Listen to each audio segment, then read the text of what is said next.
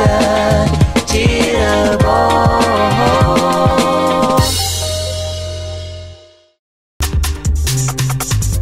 Baik, 90,8 DB Radio. Selamat siang DBners. Ketemu bersama saya Denny. Sampai dengan 1 jam ke depan ya, kita akan ngobrol-ngobrol bersama BKKBN Kota Cirebon. Ya, dan oleh karena itu pemerintah Kota Cirebon juga bersama BKKBN ini terus berupaya secara maksimal untuk menangani stunting atau kurang gizi pada anak yang ada di Kota Cirebon. Dan beberapa hari yang lalu juga Wakil Wali Kota Cirebon Eti Hairawati juga mengakui ya bahwasanya di sejumlah titik di Kota Cirebon ini masih terdapat anak yang mengalami stunting, dan hal tersebut menjadi perhatian khusus pihak dari Pemkot Cirebon. Dan untuk lebih jelasnya di studio sudah hadir Dr. Lia Nurliana, Kabid Keluarga Berencana Keluarga Sejahtera dari BKKBN Kota Cirebon. Kemudian juga ada Ibu Iin Hartini, Subkoordinator Advokasi KB. Saya sapa dulu, selamat siang Ibu Dr. Lia dan juga Ibu Iin. Assalamualaikum. Waalaikumsalam. Oke. Gimana Bu, udah makan siang Bu? Alhamdulillah Harus supaya lebih kuat Bu ya. Betul, kuat menghadapi diri Bu. Yes, betul sekali Bu. Saya mau tanya Bu ya, beberapa hari yang lalu kan Bu Wakil kan mengaku ya, menyebutkan bahwasanya untuk memaksimalkan upaya yang dilakukan adalah untuk menangani stunting di Kota Cirebon atau juga kurang gizi gitu kan. Nah, kira-kira hal apa saja yang sudah dilakukan oleh BKKBN Kota Cirebon untuk menangani stunting dan juga kurang gizi pada anak? Silakan Bu Dokter. Oke, terima kasih. Saya sapa dulu teman-teman ya. Yes. Selamat siang. Apa nih itu? DBFM, DBners. DBners Bu. Selamat siang DBners Kota Cirebon dan sekitarnya. Oke. Baik, terkait tadi pertanyaan bahwa apa saja sih yang sudah kami lakukan dari Dinas Pemberdayaan Perempuan, Perlindungan Anak, KB, dan juga pengendalian penduduk, itu apa saja? Yang pertama, untuk stunting ini saya informasikan bahwa Kota Cirebon itu masih cukup tinggi, Mas. Balita dengan kondisi stunting itu sekitar 30%. Tapi data tersebut sebetulnya tidak real sebetulnya di lapangan itu. Sebetulnya data tersebut pada saat pengambilan sampelnya itu random. Jadi tidak seluruh populasi balita yang ada di Kota Cirebon. Jadi termasuk data real yang sebetulnya itu hanya untuk Kota Cirebon saat ini sebetulnya 13%. 13% aja Bu ya. Betul. Dan itu berarti indikator dari 13% ini Bu, sesuai dengan data dari RT RW atau gimana? Betul itu data real, by name, by address, dan itu kami dapatkan dari kegiatan posyandu yang tiap bulan itu. Nah Bu, berarti kan real ya? Real kalau kayak gitu ya istilahnya. Dan stunting sendiri Bu, kalau boleh tahu itu penyebabnya apa sih Bu? Maksudnya apa? Karena memang faktor ekonomi? Itu pasti kompleks ya, kompleks. Tapi yang jelas definisi dari stunting sendiri adalah kan gangguan perkembangan dan pertumbuhan. Karena biasanya penyebabnya itu karena dari infeksi yang berulang, infeksi yang lama, sakit-sakitan lah ya gitu pada saat balita tersebut. Dari mulai awal itu sakit-sakitan, kemudian juga terkena infeksi tentunya ya, dan memang ya pasti memang gizi keluarga tersebut juga. Jadi memang ada faktor gizi juga pasti stunting. Itu pada saat mengandung, apakah sudah melahirkan Bu biasanya kalau stunting itu Bu? Sebetulnya makanya untuk saat ini saya informasikan juga, saat ini juga kami sedang melakukan namanya orientasi tim pendamping keluarga. Itu kami sedang on proses pelaksanaannya di salah satu hotel di Kota Cirebon. Jadi di tiap RW di Kota Cirebon itu ada 3 ibu-ibu kader yang merupakan orang-orang pilihan ya. Jadi 3 orang itu di tiap RW itu ada 3 orang kader. Pertama, kader tersebut tenaga kesehatan, kemudian kader KB, dan kader PKK yang 3 orang itu. Di mana apa tugas fungsinya itu 3 orang kader tersebut di tiap RW itu nanti kami berikan data dulu nih, kita punya data kan, punya data yang di 2021 terkait keluarga mana yang stunting. Kita punya data 2021. Kemudian data tersebut kita informasikan ke tadi kita sebut TPK, tim pendamping keluarga yang tiap RW itu 3 orang ya. Kemudian kita informasikan, nah mohon bantuan kepada mereka itu untuk melakukan verifikasi dan validasi. Nah, verifikasi validasi sesudah itu pastikan akan terdapat data terbaru kan Mas. Betul. Barangkali di 2021 itu ini keluarga beresiko stunting, tapi mungkin barangkali sekarang sudah tidak gitu. Dan kemudian sasarannya itu siapa saja sih sebetulnya, dari mulai kita itu untuk mengcover keluarga yang beresiko stunting itu sebetulnya dari mulai remaja. Iya, remaja putri, calon pengantin, ibu hamil sampai balita. Berarti calon pengantin juga ada edukasi juga ya? Iya, sebetulnya yang memang keseharusnya itu 90 hari sebelum dia melakukan ada pernikahan itu harus mulai ada edukasi, terinformasikan. Dan itu edukasinya yang dilakukan oleh pihak siapa Bu? Yang untuk mengedukasi calon pengantin tersebut biasanya? Itu dari pihak yang pastikan yang punya data tersebut yang mau nikah kan pasti Kemenag ya. Betul, Kemenag ya berarti ya. Betul. Di Kemenag pasti ada tim tersendiri untuk penyuluhan, pembinaan kepada masyarakat. Nah, itu sebetulnya bisa juga menginformasikan ke fasilitas kesehatan terdekat, misalnya ke teman-teman puskesmas, ataupun ya udahlah jelaslah pasti kader juga sebetulnya paham, tahu ya? kok. Kader juga tahu oh ini mau nikah nih, saya datengin gitu kan. Saya berikan penyuluhan. Harus lebih aktif juga kadernya Bu ya. Betul. Untuk bisa Jadi, mengetahui. Sebetulnya bukan hanya balita, dari awal, dari remaja putri. Oke, harus dikasih edukasi ya, Bu ya. Kita sudah mulai screening, sudah mulai deteksi kan.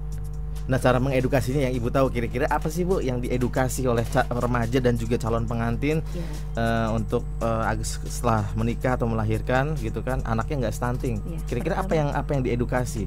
Mungkin Ibu bisa mengedukasi di sini Bu. Gratis dari Ibu gitu kan. Contoh untuk remaja ini ya, untuk remaja putri. Caranya gimana Bu? Untuk remaja putri. Sebetulnya kan ada pemeriksaan dari mulai di tingkat SMA sendiri kalau memang dia ada di pendidikan di SMA itu kan ada kegiatan dari teman-teman di puskesmas itu melakukan pemeriksaan yang lingkar lengan atas gitu loh. Itu juga sebetulnya itu sudah deteksi dini untuk ukuran indikator segini. Wah, dia terlalu kecil, ini akan beresiko kalau. Kemudian juga dari pemeriksaan HB, hemoglobin.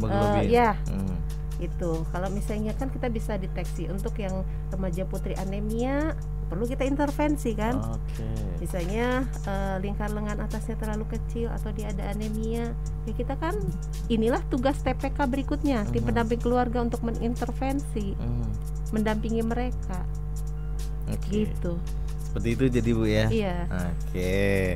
Baik, nanti kita tahan dulu Bu ya. Silakan untuk Anda di Biners yang ada di rumah yang mau tanya-tanya silakan. Mumpung lagi ada Bu Dokter nih, Bu Dokter Lia Nurliana, Kabid dari KBKS Keluarga Berencana Keluarga Sejahtera dari BKKBN Kota Cirebon, dan juga ada Ibu Iin Hartini, Subkoordinator Advokat KB. Nanti saya mau tanya nih sama Ibu Iin Bu ya. Tapi setelah commercial break saya bakal balik lagi Bu. Bakal nanya lagi sama Ibu Iin.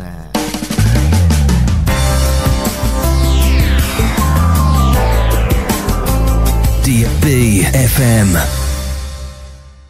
Baik, 90,8 DB Radio di DB Talk Show untuk siang hari ini di Biners bersama BKKBN Kota Cirebon, bersama Dr. Lia Nurliana, Kabid KBKS Keluarga Berencana Keluarga Sejahtera, dan juga ada Ibu Iin Hartini, Subkoordinator Advokasi KB. Nah, sekarang giliran saya akan tanya ke Ibu Iin Hartini terkait KIE. KIE itu adalah komunikasi, informasi, dan juga edukasi dari KB gitu kan. Nah, seperti apa nih Bu ya kira-kira langkah strategi yang efektif? Karena selain menyasar langsung kepada masyarakat, juga merupakan proses atau upaya ya untuk bisa menggalang dukungan dari pemangku kepentingan khususnya nih ya, yang merasa ada koneksinya gitu kan, untuk menentu kebijakan dari semua sektor di tingkatan wilayah, terutama di kabupaten atau juga kota. Monggo Ibu Iin Hartini, seperti apa nih strategi yang efektif untuk menyasar langsung kepada masyarakat terkait KB? Mangga Bu. Terima kasih. Assalamualaikum warahmatullahi Bu. wabarakatuh. Selamat siang di Biners Kota Cirebon dan sekitarnya. Alhamdulillah kita bertemu di radio di Biners ini. tentang strategi advokasi KB yang selama ini telah kami laksanakan. Pertama adalah kebijakan pemerintah daerah itu ada dalam Perwal ya Bu ya, nomor 40 tahun 2020 itu tentang penyelenggaraan pembangunan keluarga di lingkungan Kota Cirebon. Kami yang pada tataran di teknis di lapangan telah melakukan advokasi, baik itu melalui advokasi KIE itu melalui media cetak, media elektronik, media luar ruang, dengan sesuaikan dengan kearifan budaya lokal.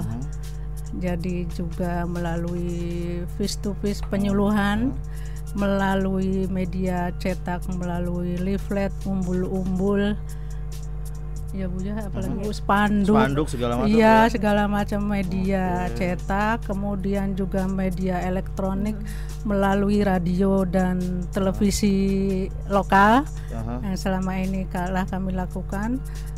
Begitu juga media luar ruang, yaitu melalui apa kalau kata orang Cirebon, woro-woro.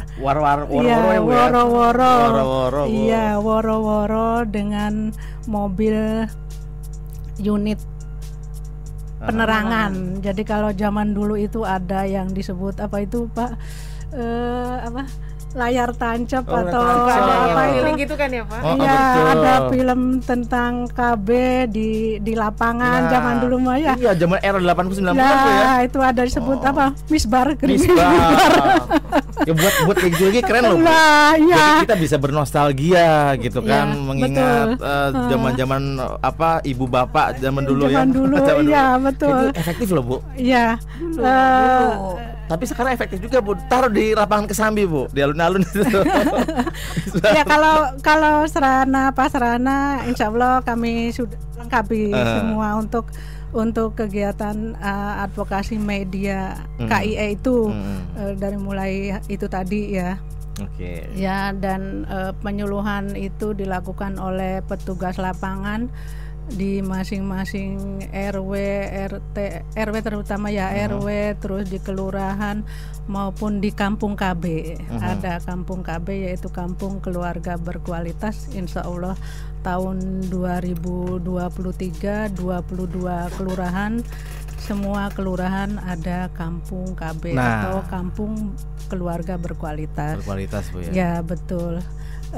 Materi KIE itu sendiri bisa berdasarkan pengalaman petugas lapangan, tetapi kami juga dari BKKBN ada materi-materi yang melalui leaflet itu juga bisa dijelaskan kepada masyarakat, misalnya dari mulai pendewasaan usia perkawinan, mengatur jarak kelahiran, memilih alat kontrasepsi gitu ini ya, gitu. Yang selalu menjadi pertanyaan banyak orang termasuk saya, jenis kontrasepsi ya, yang pastinya kaum wanita ini masih merasa diskriminasi. Kok kenapa nggak kamu aja cowok yang KB gitu? Saya takut pakai KB cewek. Emang ada Bu? KB pria ada ya? KB pria ada. Apa pakainya Bu? Itunya pakainya MOP ya Bu ya. Kan kondom bisa. Kondom bisa. Enggak kondom Bu. Ada. KB ya jangan kondom kan, serasa kan tahu sendiri kan kalau cowok kan gitu kan. Kalau kondom merasa risih aja gitu. Iya, tapi kalau selain itu adanya MOP, artinya MOP ya Bu ya. Iya. Jadi yang kayak kateter kayak gitu hoax Bu ya. Yang udah kayak kateter gitu jenisnya gitu. Berarti bohong ya Bu ya? Pernah dengar ya. Oh katanya ada yang di apa gitu, bukan kondom gitu, apa yang ditempel buat KB-nya pria lah. Jadi bukan kondom Bu ya? Ada. Tidak ada berarti hoax ya? Tidak ada ya Bu ya. Untuk suntik gitu nggak ada Bu? Nggak ada. Untuk suntik juga nggak ada. Ada dua. Jadi kan lebih enaknya gini nanya langsung ke yang lebih. Ya. Kondom dengan MOP. MOP itu apa sih Bu? Metode operasi untuk pria ya. Ya kita sih mengenalnya vasektomi ya. Vasektomi ya kan? Ya, itu caranya diapain Bu? Ya itu sih diikat saluran di ininya. Oke, di kandung kemihnya gitu ya? Bukan. Itulah pokoknya Bu ya. Oke. Jadi itu ya? Untuk sampai saat ini metode KB pria hanya 2. 2 ya Bu ya? Iya. Belum ada yang lain-lainnya. Dan kira-kira Bu banyak yang di luar sana tanya-tanya KB yang aman itu apa sih gitu kan, kalau spiral takut, suntik juga takut, gemuk. Nah kira-kira apa nih langkah-langkah strategi yang untuk meyakinkan masyarakat nih? Mungkin ada yang yang kayak suntik sama pil itu kan hanya jangka pendek ya Bu ya. Nah, jadi sebetulnya untuk KB itu KB hormonal ini, ada KB hormonal, kemudian juga kan di luar hormonal. Untuk KB hormonal saat ini kan ada menggunakan pil ya, pil, kemudian pil itu juga kan banyak jenisnya, kemudian juga suntik juga termasuk hormonal, itu juga kemudian sebetulnya implan juga termasuk hormonal. Jadi kan kalau hormonal itu orang per orang itu person by person pasti beda, tidak bisa disamakan. Ini saya pakai KB suntik 3 bulan itu gemuk terus, ada juga orang yang tetap stabil ada, jadi tidak bisa disamakan. Kemudian juga KB yang lainnya yaitu IUD, ya. Kemudian juga ada MOW. MOW itu apa Bu? Itu tadi yang sama juga ya. Untuk wanita. Ya. Jadi ikatnya tuh Bapalopi itu. Itu sudah. Kayak gitu ya. Gitu. Jadi gitu Mas.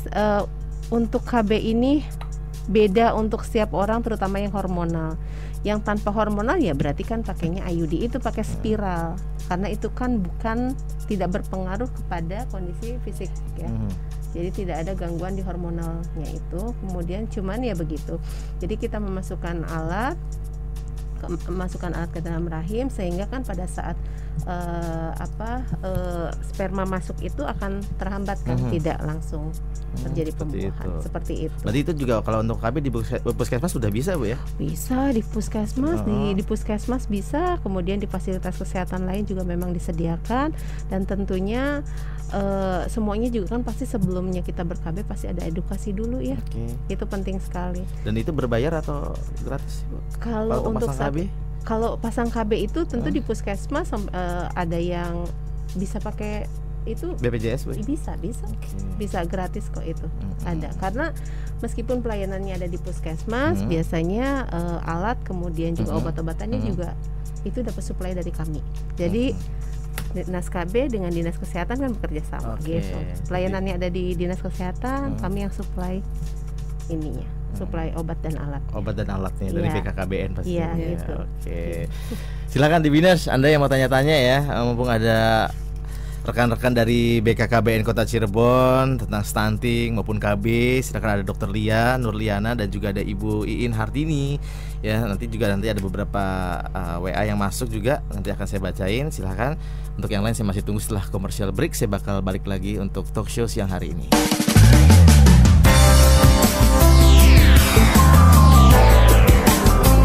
DB FM. Baik, 90,8 DB Radio masih bersama DB Talk Show dengan BKKBN Kota Cirebon. Ada Ibu Dr. Lia Nurliana dan juga ada Ibu Iin Hartini. Dan sudah ada beberapa pertanyaan yang masuk untuk siang hari ini ya. Saya menyapa dulu untuk Gaby. Apa kabar Gaby? Gaby mau tanya nih Bu Dokter, adakah program BKKBN ke sekolah-sekolah SMA atau SMK atau hanya ke kalangan masyarakat saja? Silakan Bu Dokter. Gaby. Iya, halo selamat siang Gaby. Baik, pertanyaannya keren banget nih. Jadi untuk sampai saat ini Gaby, bahwa sebetulnya ada bidang di kami itu di KB itu tidak hanya bidang KBKS ya, ada juga bidang pengendalian penduduk, kemudian perlindungan anak, dan juga ada pemberdayaan perempuan. Sebetulnya untuk yang KIE ke sekolah-sekolah itu ada di bidang pengendalian penduduk. Mungkin belum semua sekolah ya Gaby ya terfasilitasi untuk kegiatan KIE ini. Mudah-mudahan ke depan kami sendiri dari bidang KBKS itu ada rencana untuk melakukan safari terkait sosialisasi tentang stunting, karena tadi sasaran stunting yang paling pertama yaitu adalah remaja. Jadi gitu. Remaja usia berapa itu Bu yang jadi sasarannya? Kalau itu dari mulai 16 kita 16 bisa informasikan terkait ini. Oke, jadi nanti ke next ya, mudah-mudahan nanti direncanain Bu ya pasti akan ada program seperti itu. Iya, mudah-mudahan Gaby-nya masih di SMK ya. Wah ini mau merit nih Gaby, jangan-jangan Gaby mau nanya-nanya kayak gini Gap. Ada ini menambahkan juga ada kegiatan PIKR, artinya kelompok pusat informasi dan konsultasi remaja. Nah itu kemana Bu? Di masing-masing balai itu ada balai penyuluhan itu terjadwal ada. Kalau misalnya ini adik Gaby itu mau tanya tentang hal yang berkaitan dengan reproduksi, dengan apapun, mungkin bisa ke balai yang terdekat, balai penyuluhan KB. Di situ terjadwal hari apa, bisa menemui di sana begitu. Jadi PIKR ini ada PIKR untuk anak remaja sekolah, ada juga PIKR untuk masyarakat. Jadi remaja yang ada di masyarakat yang mungkin tidak sekolah ya gitu. Jadi ada. Tapi kalau untuk online-nya belum ada ya Bu?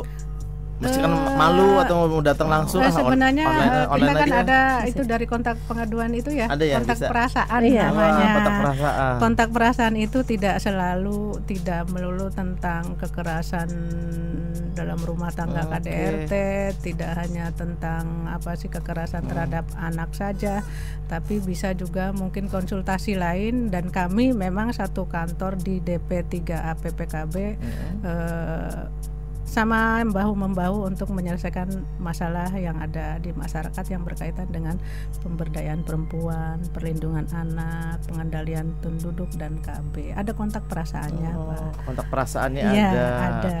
Itu keren banget ya yang buat program ya. Biasanya kontak person ini kontak perasaan. Iya, kontak perasaan. Mau mengeluh apa bener, gitu ya. Memang benar. Logika juga masuk juga. Ya, kontak ada. perasaan juga. Silakan Gaby. Ada kontaknya Bu? Kontaknya. Oke, nanti kamu bisa mau ada permasalahan ke situ aja, ya. Mau curcol, misalkan Gaby punya salah apa gitu kan. Gitu. Waduh, Bu Dokter, ini bentar lagi ini ya Harganas ya, Bu Dokter. Iya, betul. Tanggal 29 Juni gitu kan. Betul, wah, ini udah keren banget nih. BKKBN itu di Biners, sekedar informasi aja ya, akan menggelar yang namanya puncak acara Hari Keluarga Nasional atau Harganas ke-29.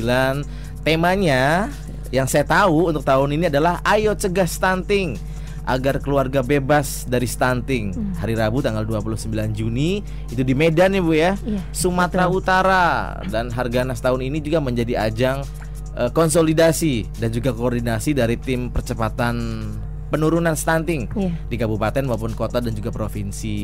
Nah, kira-kira apa sih Bu dari Kota Cirebon sendiri nih Bu, momentumnya untuk bisa berlari cepat mencapai target penurunan stunting di Kota Cirebon? Seperti apa Ibu Dokter Lia? Baik, terkait apa yang terkait PPS ini, kita sebut PPS ya. PPS apa sih Bu? Percepatan penurunan stunting. Tadi kita melakukan KIE langsung kepada sasaran. Kemudian kita bentuk tadi TPK, tim pendamping keluarga, yang akan mulai bergerak untuk melakukan verifikasi validasi, dan kemudian mereka akan melakukan pendampingan kepada keluarga beresiko stunting. Kemudian kita sudah membentuk TPPS, tim percepatan penurunan stunting. Itu Mas, dari tingkat kota ada tim sendiri, kecamatan, kelurahan itu.